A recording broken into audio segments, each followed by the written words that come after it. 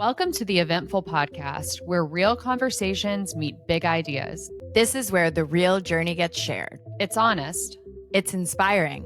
and it's always eventful. On today's episode of the Eventful Podcast presented by Prospect Events, we are so excited to have Jess Heller here as our guest today. Jess Heller is an executive coach and founder and CEO of Jess Heller Leadership. She's also had a very interesting career leading up to starting her own business as well. So we are pumped to have you. We can't wait to get into it. Thank you. I'm so excited to be here. So let's chat about how we know Jess. Mary, do you want to take that one? Well, I don't know if you guys How do you know heard. me, Mare? I don't know if you heard, but we might have the same last name and we might look very similar, according to some people. This just seems to think we look like twins. So we are genetically related, but this is my older sister who I very much admire, and I'm very excited to have on this podcast. And we are both entrepreneurs. So why don't you tell us a little bit about yourself and also kind of your early days of entrepreneurship and how you ended up having your own business? Because I can also tell some stories, but I don't think we'll have enough time for that. Okay.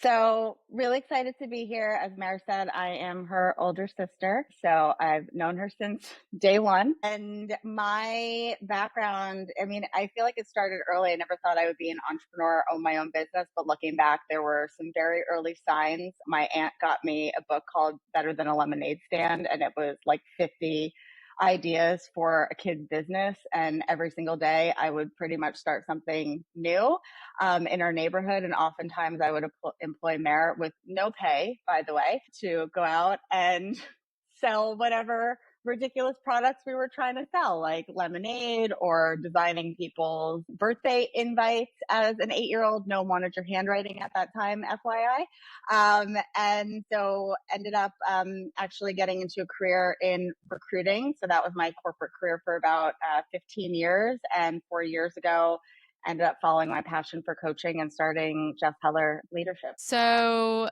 thanks for shedding light on your relationship and how we know you. And of course, Jess, I know I've now known you for a long time and we've gotten to know each other over the years. You've seen Meredith and myself in the early stages of getting laid off and starting the business and navigating the pandemic and navigating our growth and scaling and all of that. You've also given us some advice on a few things, some big sisterly advice that we've needed at times. So we of course appreciate that. I want to hear a little bit about how you started your business, how you came to, you said, you didn't see yourself being an entrepreneur and now it makes sense why you are. But can you elaborate a little bit more on that and tell us how that all happened? Yeah, for sure. So number one, burnout contributed to the start of my business and this coaching career. My background was in recruiting and recruiting leadership. And as both of you know, I was at Slack in some of the earlier days, and it was very high growth. I had a pretty fast trajectory there. It was fun. We were building, but I was asked to take on a lot of additional responsibility or long-term interim roles in addition to what I was doing. And I saw saying yes to everything as career growth.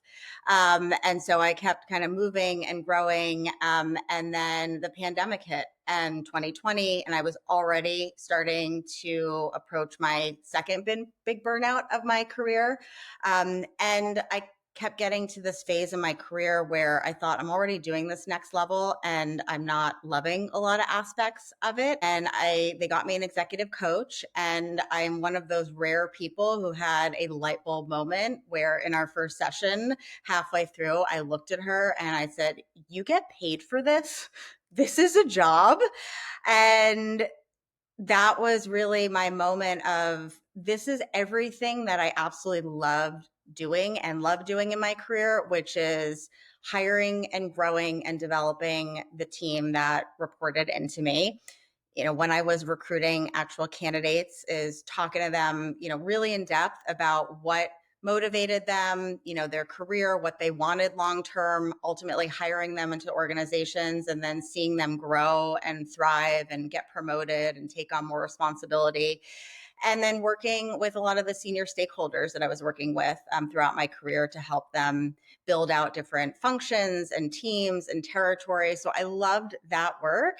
And I realized that coaching was a combination of all of that. So I think within a month, I was taking coach training courses, and I gave myself a year. I went like really headfirst into this during my last year at Slack, and realized these are my people. This is what I want to do. And after a year of doing that, after 4 years at Slack, I left and I started this practice. I'd like to also highlight that I was one of your first coaching clients during your training, and it was actually really helpful. I loved it.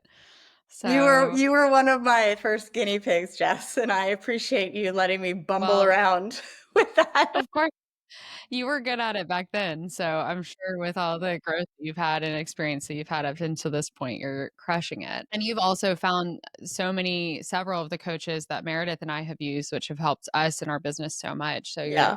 very well connected in that area. I totally see what you mean by saying yes to everything feels like career growth, especially when you don't have that experience and that hindsight to learn that that isn't what it is. Yeah. But what do you say to your clients who feel super burnout? How do you deal with that? What do you advise? Yeah. I mean, this really goes back to intentional leadership, really thinking about every time you say yes to something, you are saying no to something else, even if it's not conscious. So as you think about what do you want to be known for? Who do you want to be known for as a leader? Do you want to be known as a leader who doesn't have any boundaries, who responds to emails at 11 o'clock at night, who takes on everything, who, because you're taking on everything, you're actually creating a bottleneck in the system where now everyone on your team feels the need to come to you for permission or answers or problem solving?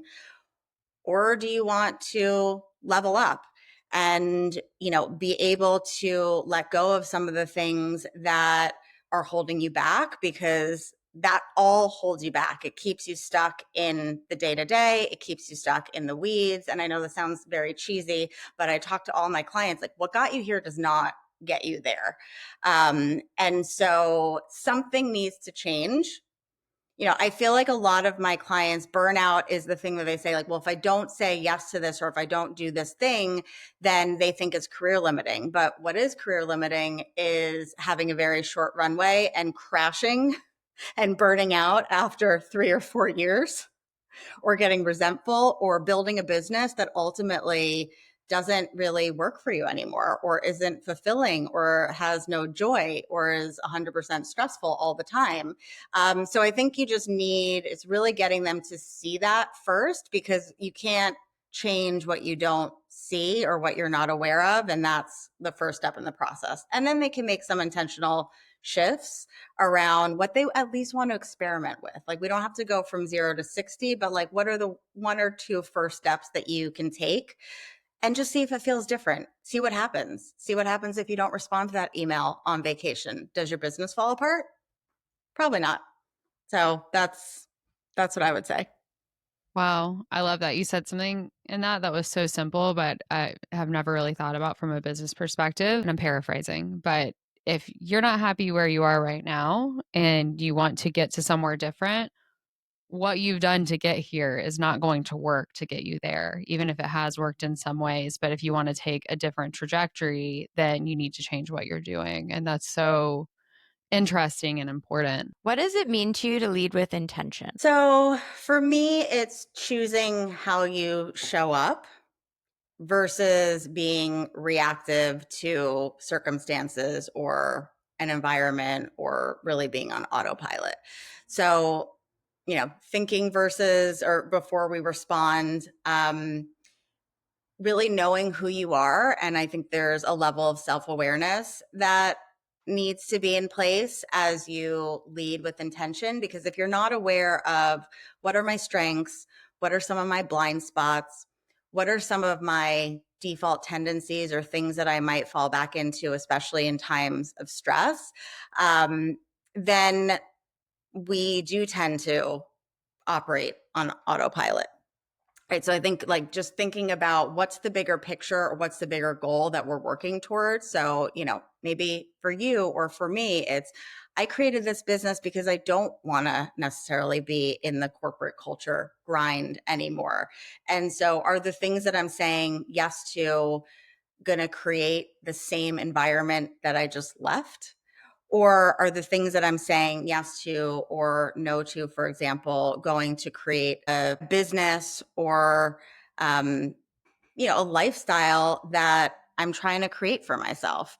And so I think that's what it really means for me in terms of leading with intention. To ask you a question on that, do you get clients though? Because I've spoken to a lot of people that like whether they're doing therapy or coaching or whatever, they can't pinpoint the problem. So like, do you work with people to Yes. figure that out? Because I know there has to be like a level of self-awareness, but sometimes people just don't know. They know something's not working, but they just don't know what the problem is. And it can be overwhelming for them to even start it if they're not familiar Yes. with that stuff. Yeah. So much of what I do, and especially early on in the engagement. So from a practical standpoint, a client comes to me and I want to build confidence. I want to feel, I want to be more strategic, all these things. And I always equate it to, it's like going to the doctor, right? And you typically come in with a few symptoms, I keep getting these headaches or I'm having stomach issues. And that's usually the symptom of a deeper issue or a deeper challenge that someone is facing. And so oftentimes I hear what they're saying, but it's really, what does success look like in 6 months? How do you want to feel? What would be different in 6 months versus where you're at right now? And what would that mean to you? Or what would that give you as a business owner or as a leader or just as, a person? And so it's trying to just create this is where you are right now. This is what you're trying to move towards. And through the coaching process, so much of that is getting deeper in terms of, okay, what are the values that are important to you and how is this showing up in your day to day, or how is this not showing up in your day to day? So it's like trying to go deeper and deeper. And really the coaching process is like an iceberg, I would say. Like you only see 10% of what's above the surface, which is typically, outcomes, behaviors.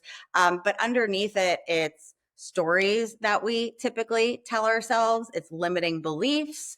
It's the inner critic that tells you, you're not doing enough or you're doing too much or whatever it is.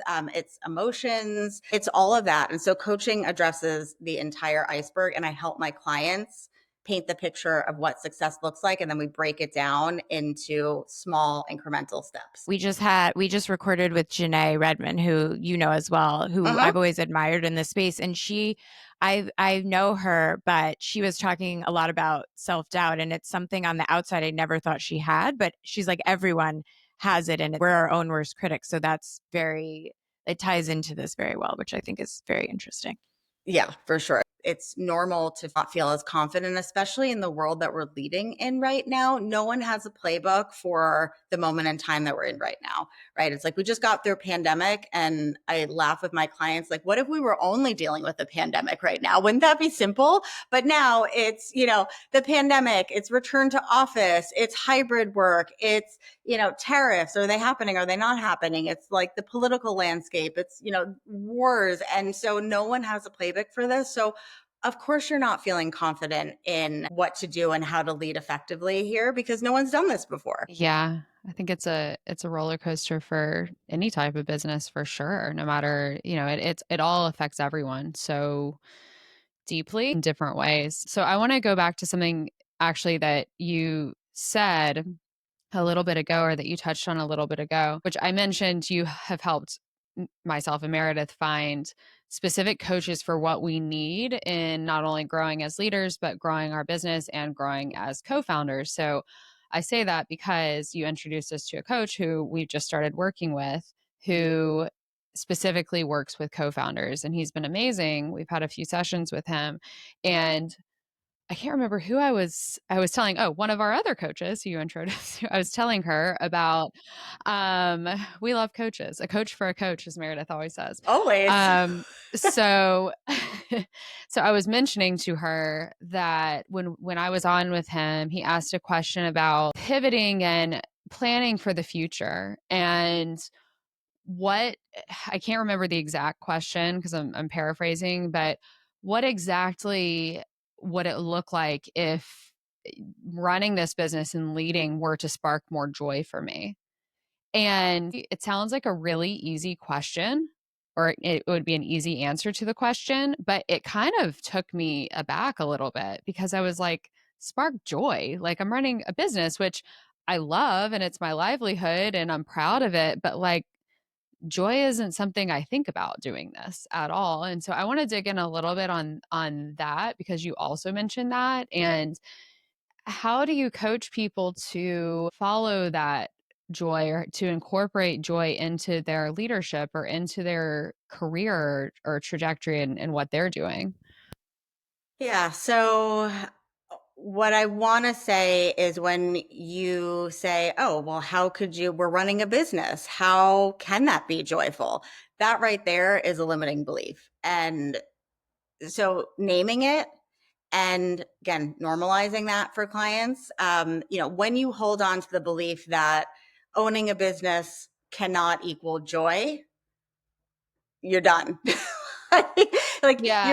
you're not going to find joy in anything. And so I think it's also just understanding, this is where I go back to values with a lot of my clients. Like, it's so important to be an intentional leader, to be an intentional business owner, CEO, human, to be living a life that is aligned with your values. And your values are going to be very different than my values. And oftentimes the stress or the frustration or the feelings of, unfulfillment come when we are operating in a way that's not fully aligned with our values. So what I mean by that is if joy is one of my biggest values and I'm experiencing no joy in anything that I do, I'm going to feel frustrated. I'm going to feel unfulfilled. I'm going to feel like, why am I even doing this? Everything is going to feel like a slog. And so then actually practically, okay, so if a joy is important to you, then sometimes the question that I ask my clients is, if you were operating with more joy next week and I were shadowing you around and following you in everything that you did, what are 3 things that you would be doing differently next week? What would I hear you saying that might be different? What would I see you doing that might be different? What would you continue to do if you're operating with more joy? Or what would you stop doing that, is holding you back from operating with more joy? So just trying to find like very practical applications. And sometimes it's just really simple things that I think people don't actually take the time to zoom out and think about, because when you are operating a business, you can be working 24 hours a day, 7 days a week, and still you're not done with what you need to do.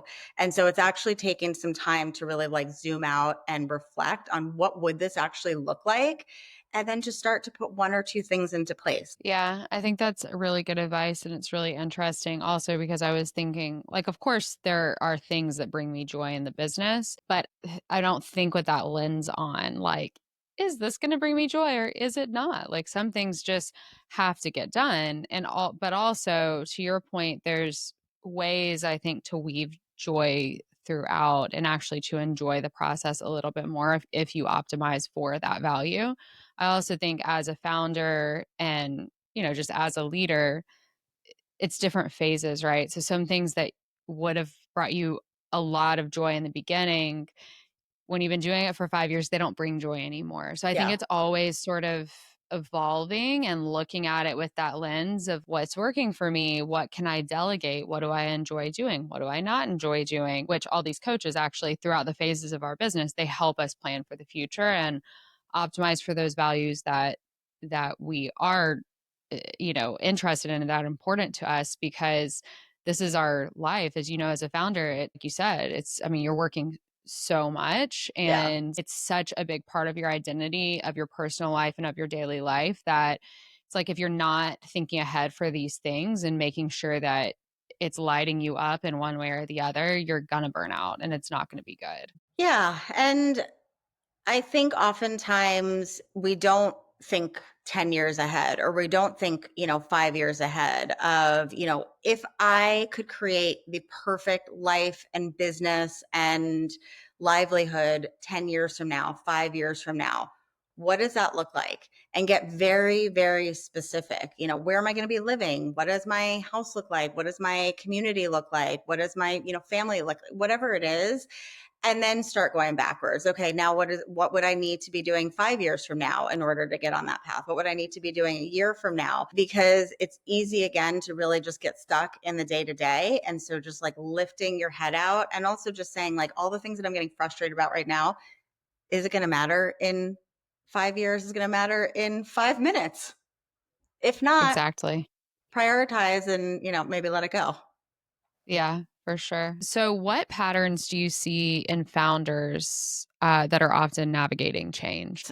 Some of the patterns I see go back to what I said before, which is what got you here is not going to get you there. So often we get to a point in our career where we're an executive or a founder or a leader because we were the great problem solver. We were an expert in what we were doing. We were the doer. We were the person, getting the results. And so as you're navigating change, so much of this is moving from who you were as that leader or that person to who you want to be as a leader or a founder or an exec. And that becomes that mindset shift that we talked about, where you need to redefine success for yourself. Someone on my team used to tell me, you go from getting the gold stars to giving the gold stars. And that is a mindset shift. It's so much easier to measure success when you can say, I crossed all these 5 actions off of my list versus I had a successful day because I coached my team to solve their own problems. It's just harder to measure sometimes. And so that is really a shift. Another big challenge that I see when leaders are navigating change is they're trying to control the outcome of everything. And that's impossible. So you are setting yourself up for failure from the get-go. Oftentimes, and especially, I work with a lot of leaders and they have perfectionist tendencies, and there's a right way to do things and there's a wrong way to do things. And they want to control for the outcome of everything. And so sitting with them, and sometimes I make it as simple as make 2 columns on your page. One is what you can control. One is for what is outside of your control. And let's just start listing it out. And so, for example, you can't control how someone is going to respond to hard feedback that you give to them. But what you can control is how do you prepare for that feedback conversation? How do you want to show up during that feedback conversation? How do you want to create the conditions where it is a higher likelihood of going better versus not? And so really just reframing again, where are you going to spend your energy on the things that you can influence and control? Because change is scary and we don't know how things are going to end up. And so really just trying to reframe that for them. I love that.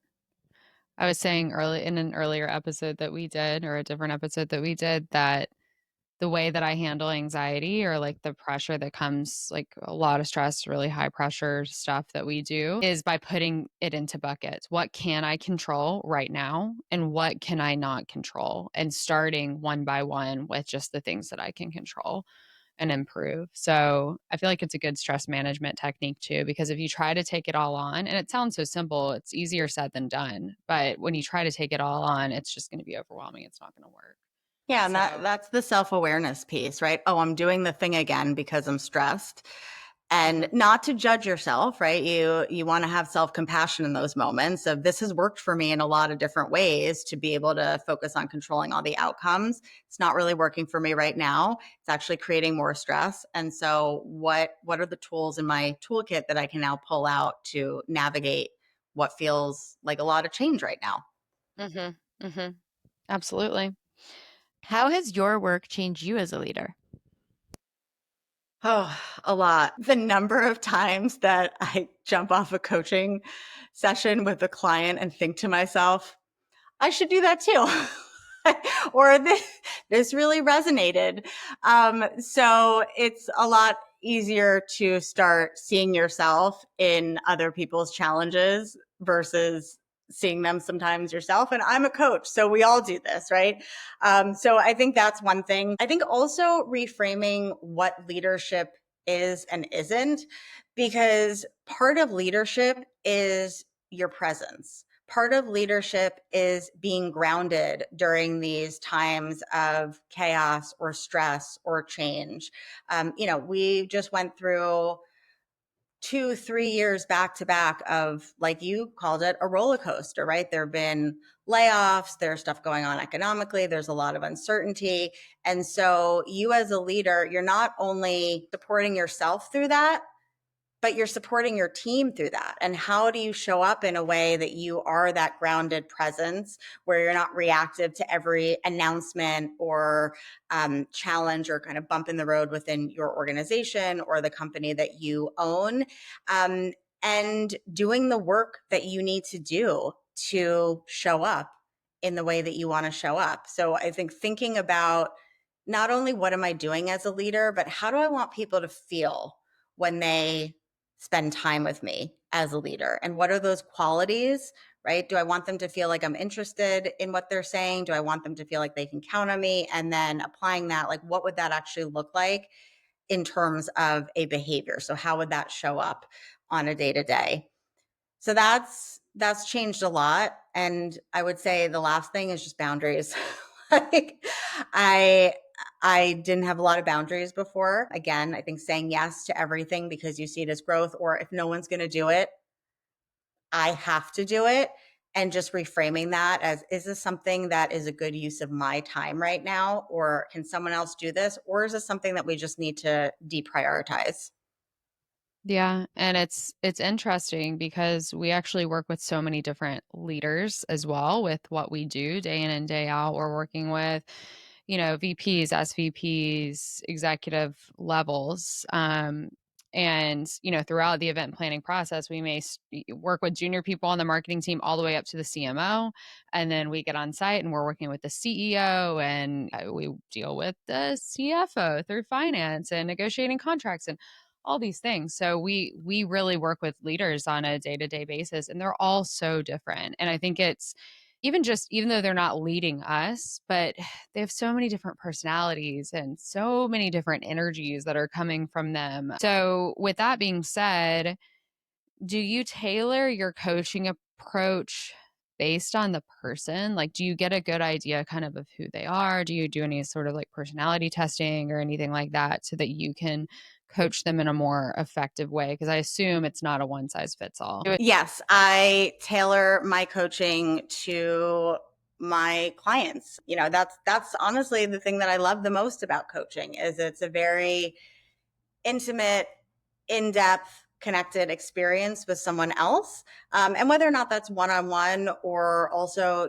I do teamwork and facilitate offsites and workshops and different leadership development programs, but everyone is different. And so you asked me if I use any assessments. I use the Enneagram assessment as one assessment tool. I think both of you might be familiar with that, but essentially there's a lot of different personality assessments out there.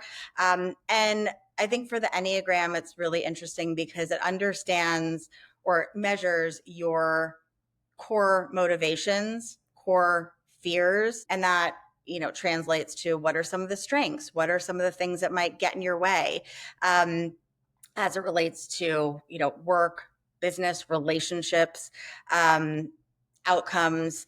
And so really it starts with the self-awareness of the client. So just kind of being a mirror to how does this show up for you? How does this resonate? How do you see this maybe impacting you both positively and maybe in more challenging ways across your business, relationship, work? And then what are some other ways that maybe you can approach this challenge or this situation from? And if you think about the Enneagram, it's like, I always say there are 9 different types. One, for example, is a strict perfectionist. 2 is a considerate helper. So, the motivation is to get a lot of self-worth by helping people and being of service to other people, which sounds great. And then also there are, challenges. But if you look at the same situation with 9 different glasses on that all have different perspectives, you're still looking at the same objective thing or object, but you're all looking at it through a different lens. And I think it's important to know that not only in the coaching relationship, but you as co-founders, right? We're both seeing the same challenge. I see it this way, you see it this way, and this might create alignment or it may cause some tension or conflict. And so just having that self-awareness and then also that empathy for someone else. Like, you're not wrong. I'm not here to make you wrong. It's just understanding that we're looking at this from a different lens.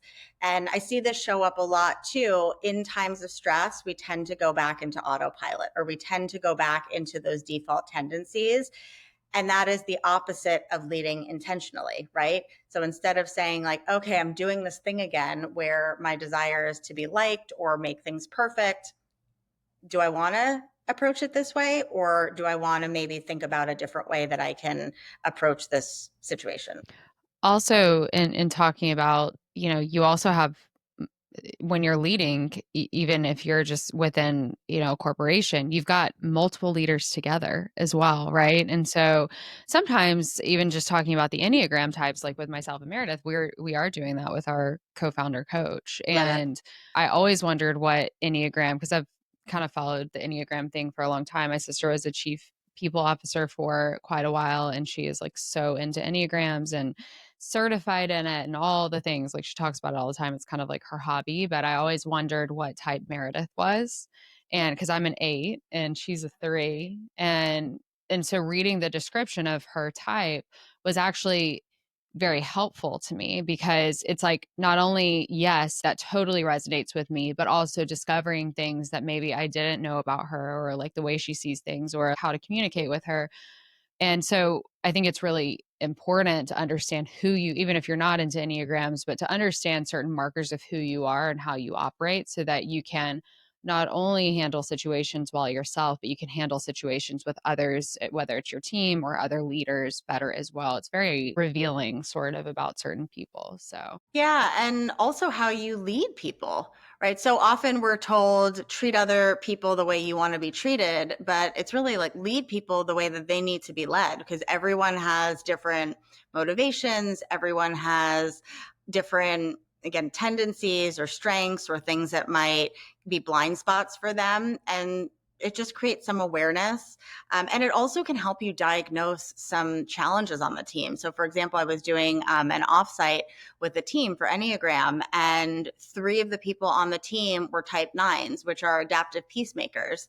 So they look for harmony across, people and teams, and they're always looking for how is this going to affect other people. But one thing with a type 9 is they tend to avoid conflict. And so how might that show up if you have 3 people who might want to avoid conflict on a team? So just knowing that, I think, helps you lead better. what type are you? I'm a type 2.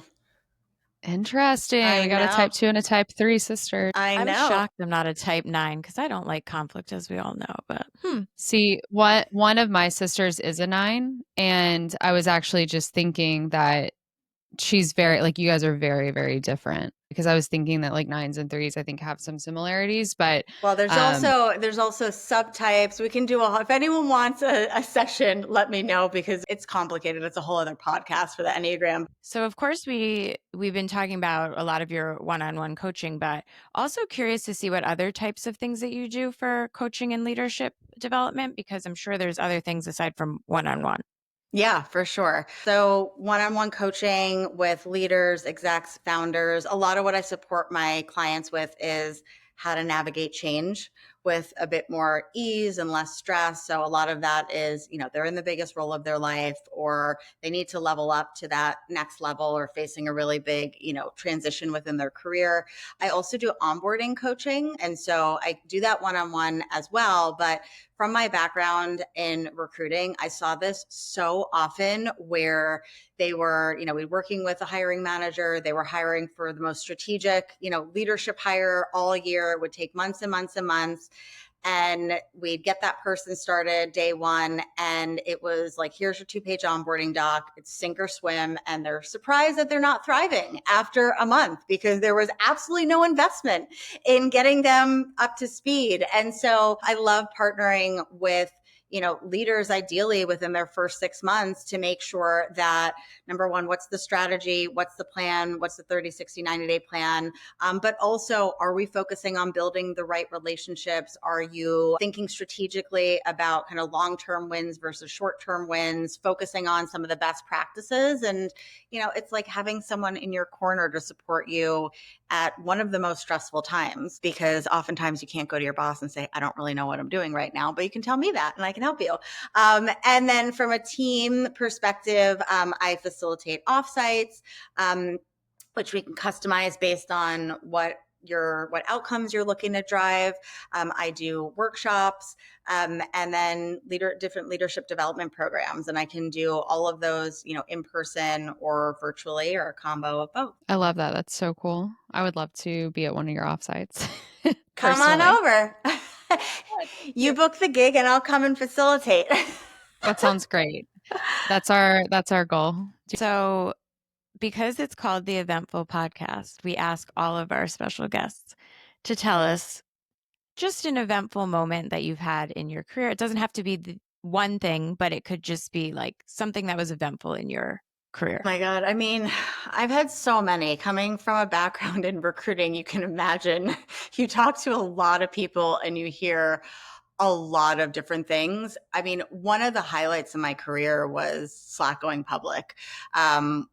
It was, I feel very fortunate that I was ever able to go through something like that.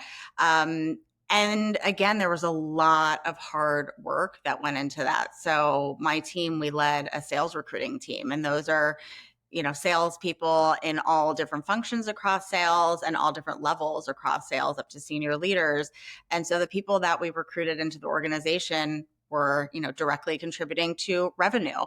And so to see that pay off in a way where not only, it wasn't a me thing, it was we all did this together, and there was so much collaboration and excitement, and we were down at the New York Stock Exchange.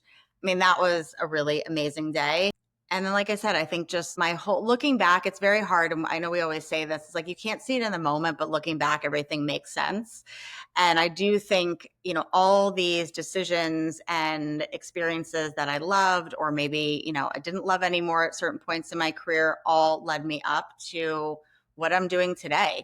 And that light bulb moment with that coach of realizing this is an actual job, and also thinking, if I would have had you 15 years ago, this would have been so helpful, versus just figuring everything out on my own, because that's often what happens with leadership. You're good at what you do, and then you get promoted, and then you're expected to know how to be a leader. And, unless you really reach out for some support and help, you're kind of just figuring it out through trial and error. So that definitely was a game-changing moment for me. That's so amazing. Well, I know that you're helping so many people, and I mean, look at you. You're truly a leader leading other leaders, which is really cool. So Meredith and I, of course, admire you so much, and we're so fascinated and proud of what you've built. Thank you. And we love watching you grow and seeing your trajectory there. So thanks so much for coming on with us today. Are you going to end this with a cry?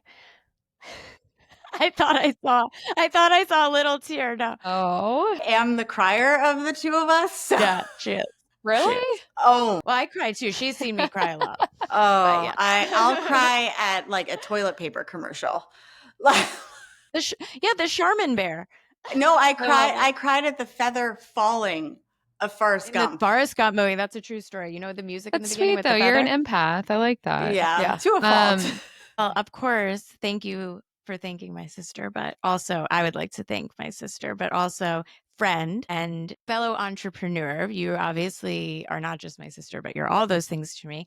And so it's an honor to be able to interview you and also learn from you. And I appreciate that you also kind of give me some free coaching sometimes without me asking for it, but I appreciate it. So, because I know, coaching isn't, we pay for this, but I get a little bit of free stuff too. So I'm like, what's family for? Yeah, seriously. Also, just for my own learning, I need to ask for consent when I coach, which sometimes with you two, I don't. So that's my learning. No, I love both of you and I'm so proud of you. You both inspire me. To see what you've built is incredible. And I feel like gives me a lot of energy to keep thinking, bigger and bigger and bigger about what I'm doing. So thank you. Thank you so Thank much. you. Love you. I love you. Thanks for listening to the Eventful Podcast. If you loved this episode, follow us on Spotify or Apple Podcasts and catch us on Instagram at the handle @theeventfulpod. See you next week.